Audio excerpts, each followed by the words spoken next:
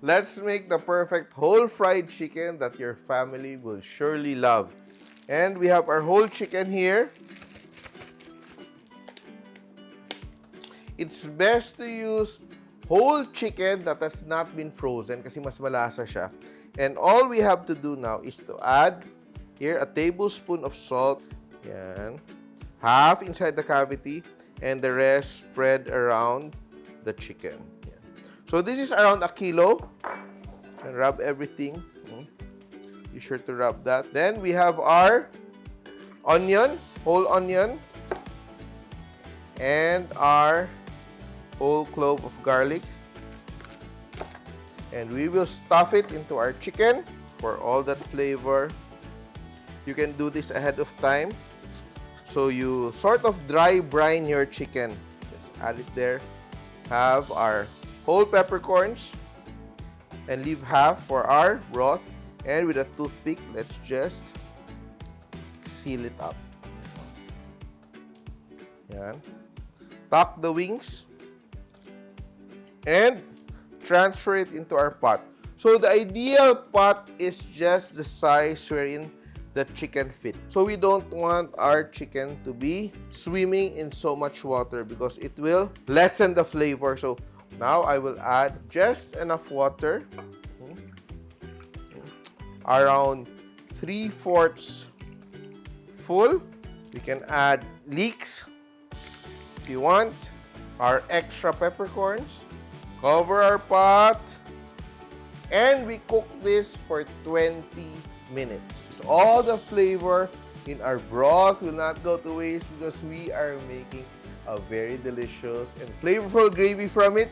And etong recipe na to will surely bring back nostalgic memories to families who love fried chicken. Who does not love fried chicken? Just baste the breast. We don't want to overcook the breast, so when we fry it later on, it will still be juicy. This is a good method to do. No? The breast is gently cooked. Here, just baste it a little bit. And of course, we will still be cooking it a second time in hot oil to make it really crispy.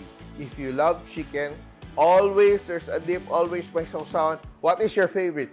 Gravy, toyo calamansi, ketchup, sweet chili sauce. Comment down below. And while you're doing that, if you still haven't subscribed to our channel, Chef Tatung, please do so and click the bell button. Where is the bell button? Up or down? Wherever it is, just click it to be notified for our new videos.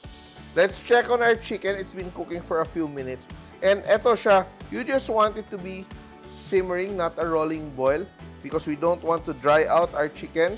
And take note, you don't want to use a very big pot because it will dilute the flavor. No?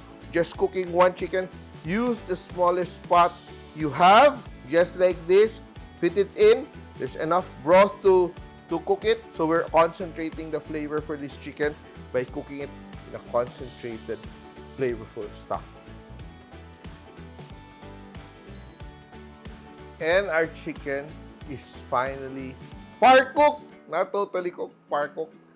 Partially cooked. Yan ang ibig sabihin ng par-cooked. Yan. Perfect.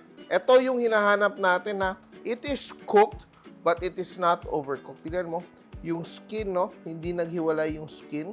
Dahan-dahan tayo para hindi maruin yung skin. And now, we let it cool.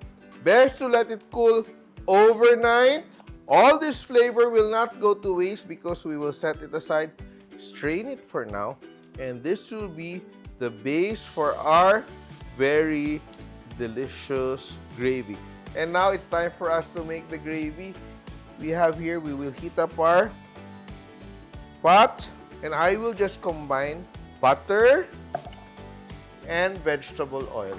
So you can also use the oil from frying the chicken. I'm using a bit of vegetable oil here. Cook that. Melt our butter before adding our flour. No? Now I will add my flour. Yan.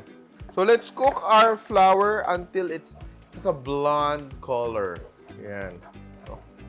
A little bit more. And slowly, we will add our stock, chicken stock. We strain everything else. Slowly add, little by little. Yan, no? Be sure to keep stirring and be sure that it's smooth before adding more of the stock. So you know there are no lumps in your gravy. Yan. Yan. Stir. Blend in everything. So we're just adding a bit of soy sauce for color. We don't want it to become saltier, just to give it a nice colored finish. Not too dark, that's good enough. And now we will add a lot of freshly cracked black pepper. Yan. And I like my gravy to be peppery, just a nice chicken flavor. Nice color, but more black pepper. I will taste, and we're done. Set it aside. And now, we will fry our fried chicken. Panalo. So our chicken is now cooled, completely cooled down and dry. And when you touch the skin, look at that, no? It's firm. We will continue to cook it in our hot oil. But in the meantime, I'll put that aside. And I will fry some bananas as siding. Ito masarap to with saging eh. Fry my bananas. Nice siding to our fried chicken. My gravy is done. Perfect merienda din, di ba? Little bit more. And you want your chicken to be really dry before putting it into the hot oil para hindi tumalsik, no? So it doesn't splatter all over the place. So it's very dry. Okay. The bananas are done.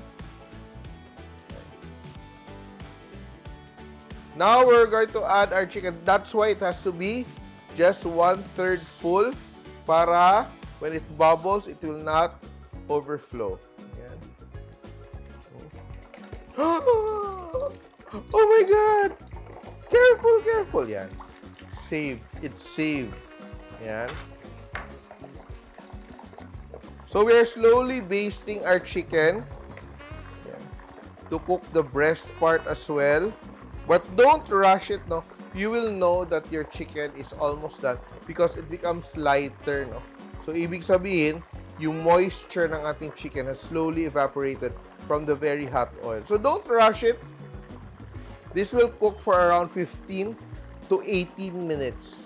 So, be sure that your chicken is at room temperature. But even if it was a bit cold, it's fine. But just add a bit more time in the frying. So, this is going to be very nice and golden. Crispy skin. You can also do this in quarters or in halves so you don't have to stress out. So I don't want to turn it over yet. I want to be sure that the backbone and the thighs are really fully cooked because they are submerged in the very, very hot oil. So you be careful. Be careful when doing this. Yan, I will just turn the chicken upside down this time so it cooks the breast part as well. Baliktarin natin ulit natin. Let's check on the color. We don't want to overcook this breast part. Yan. And our chicken is beautiful and golden.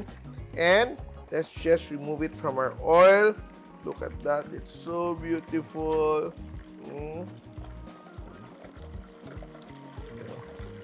Golden. Beautiful and golden. Look at that, oh.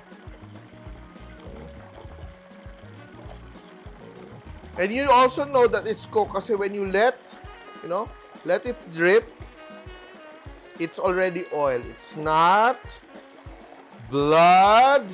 And let that rest. Ang bango. Beautiful, no? And our fried chicken looks so good. Gutom na ako. Yan. Remember to let it rest. It's hot. It's hot. Very hot. Yan. And our bananas on the side. Look at that. Our gravy, which I just heated up. So it's perfect. Only gravy. So much gravy. Look at that, diba? Magsawa kayo sa gravy. Yan. Delicious. But if you want ketchup, it's up to you. At least you have gravy. Or you can keep this gravy For another time, gawa tayo ng burger steak or something, but don't throw away the chicken stock, the broth, because it's so flavorful. And ito na siya, ating recipe. Very satisfying to be able to cook this at home. And here it is, our family style whole fried chicken. Simple. Let's eat.